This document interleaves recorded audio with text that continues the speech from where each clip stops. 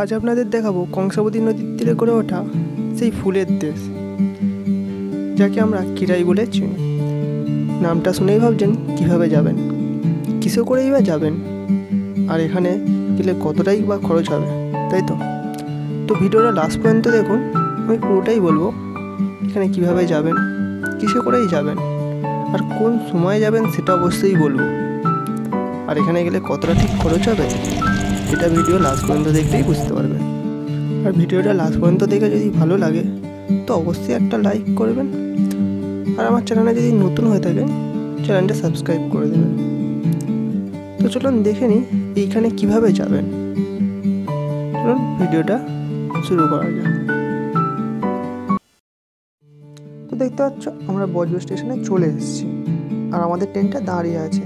আমরা ঠিক ওই দিকটা থেকে এসেছি, আর আমরা এখন এই দিক দিয়ে যাব। আর এদিক দিয়ে আরেকটা রাস্তা আছে, কিন্তু আমরা ওই রাস্তা দিয়ে যাবো না, আমরা রেল লাইন ধরেই যাব। কারণ কালীবাড়ি যে লঞ্চ ঘাট আছে ওটা এই রাস্তা দিয়ে গেলে একটু শর্টকাট হয়, তো যেতে মোটামুটি 5-7 মিনিট লাগবে।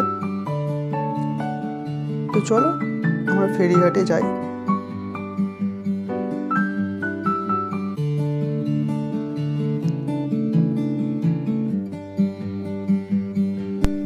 লঞ্চ ঘাটে এসে দেখছি চারিদিকে পুরো কুয়াশায় ঢেকে রয়েছে, এপার ওপার কিছুই দেখা যাচ্ছে না। আর দেখতে পাচ্ছ সেই যে দূরে একটা দেখতে পাচ্ছ লঞ্চ আসছে, আমরা ওটা করেই যাব। ততক্ষণ লঞ্চটা আসুক তোমাদের ফেরিঘাটের চারপাশটা একটুখানি দেখিয়ে দিই যে কীরকম কুয়াশায় ঢেকে রয়েছে। প্রচণ্ড এমনিতেও ঠান্ডা রয়েছে এখানে, দেখতেই পাচ্ছ সবাই সোয়েটার জ্যাকেট পরেই আসছে।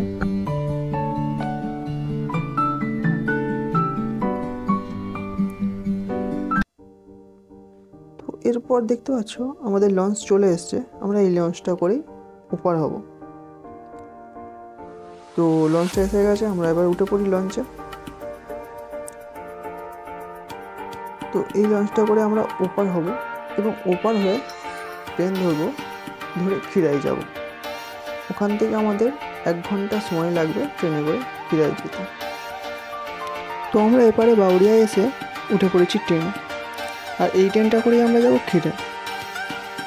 তো খিরাই যাওয়ার আগে আমি বলে রাখি, খিরাই যেতে তোমাদের সময় লাগবে 1 ঘন্টা, আগেই বললাম। তো এই 1 ঘন্টা জার্নি তোমাদের যে কখন শেষ হয়ে যাবে এই আশপাশের ফুল চাষ, ধান চাষ দেখতে দেখতে, আর দেখতে পাচ্ছ প্রচুর মাঠও আছে। তো এইসব দেখতে তোমাদের 1 ঘন্টা জার্নি যে কীভাবে কেটে যাবে সেটা তোমরা বুঝতেই পারবে। এবার বলি, এখানে যাওয়ার জন্য 2টো রাস্তা আছে। এক তো তোমরা বাউরিয়ায় এসে ট্রেন ধরে যেতে পারো খিরাই, নয়তো তোমরা হাওড়া থেকেও ডাইরেক্ট যেতে পারো খিরাই। তো কিছু বাছাই করার ট্রেনের আমি লিস্ট স্ক্রিনে দিয়ে দিচ্ছি, তোমরা দেখে নিও। এই ট্রেনগুলো ধরে যদি তোমরা যাও তো তোমরা খুব সুন্দরভাবে ওখানে ঘুরতে পারবে এবং সময় মতো বাড়ি ফিরে আসতে পারবে।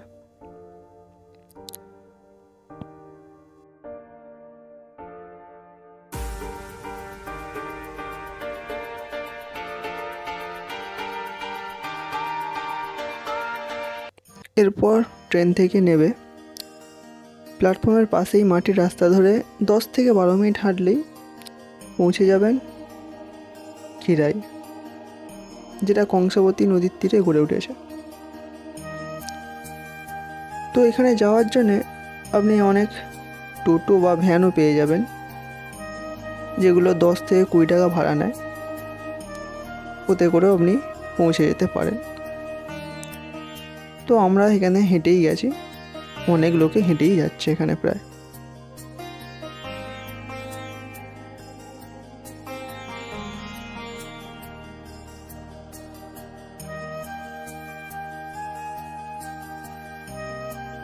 শীতকালে এখানে হেঁটে যেতে আপনার বেশ ভালোই লাগবে। পাশে সবুজ চাষ করা মাঠ দেখবেন, তারপর আরও নানান ধরনের ফুল চাষও হয়ে আছে, দেখতেই পাবেন। তো এইসব দেখতে দেখতে খিরাই পৌঁছে যাবেন, যেখানে আসল ফুলের চাষ হয়ে আছে।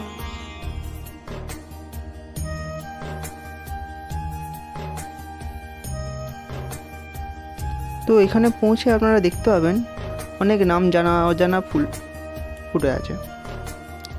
তো এইখানে আপনারা ঠিক কখন আসবেন সেটা বলে দিই ফার্স্টে।